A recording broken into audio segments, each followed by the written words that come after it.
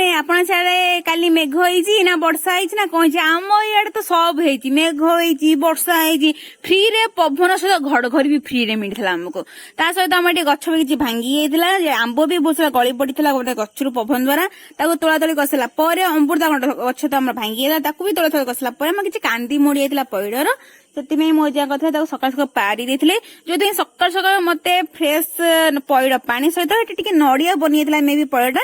ତାକୁ ଖାଇସାରିଲା ପରେ ଆମେ ପଳେଇ ଆଇଲୁ। ଏଇ ଯୋଉ ସୁନସୁନିଆ ପାଗ, ଏଇ ଯୋଉ କୋହଲା ପାଗ ଦେଇଥିଲା, ପେଟକୁ ଫେଣା ଖୁସି କରିବା ପାଇଁ ପଡିବ ନା ନାଇଁ ସାଙ୍ଗମାନେ? ସେଥିପାଇଁ ଆମେ ସମସ୍ତେ ମିଶିକି ଭେଜ ବିରିୟାନୀ ପାଇଁ ପ୍ରସ୍ତୁତି କରିଦେଲୁ। ଭେଜ ବିରିୟାନୀ ପାଇଁ ଯାହା ଯାହା ଦରକାର ସବୁ କଟାକଟି କରି ଛାଣି ଛାଣି କରିସାରିଲା ପରେ ଏଠି ଆମେ ମସଲା ରେଡି କରିକି ତାକୁ ଦମ ଦବା ପାଇଁ ପୁରା ରେଡି ହେଇଗଲୁ।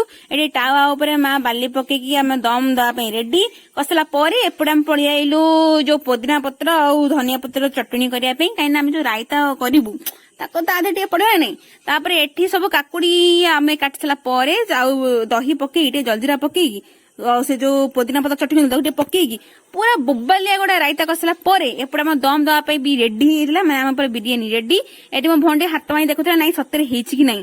ତାପରେ ଏଠି ଆମେ ଟିକେ ତା ଉପରେ ଜଲଜିରା ପକେଇ ସାରିଲା ପରେ ତାକୁ କାଢିକି ଏଠି ଥାଳିରେ ବାଢିକି ପୁରା ଆତ୍ମା ଶାନ୍ତି କରି ପେଟ ଶାନ୍ତି କରିକି ଟିକେ ପେଟ ବାଢେଇ ସାରିଲା ପରେ ଏପଟେ ସମସ୍ତେ ଆକ୍ଚୁଆଲି ଆମେ ବସି ଯାଇଥିଲୁ, ମୁଁ ଏଟାକୁ ଦେଖେଇ ନଥିଲି ପଛରେ ଦେଖଉଛି।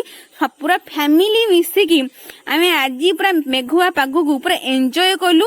ଆଣ୍ଡ ବିରିୟାନୀ ବହୁତ ଭଲ ହେଇଥିଲା, ମୁଁ ପେଟ ପୁରେଇ ଖାଇଦେଲି, ଯୋଉଟା କି ମୁଁ ଆପଣଙ୍କୁ ଦେଖଉଛି।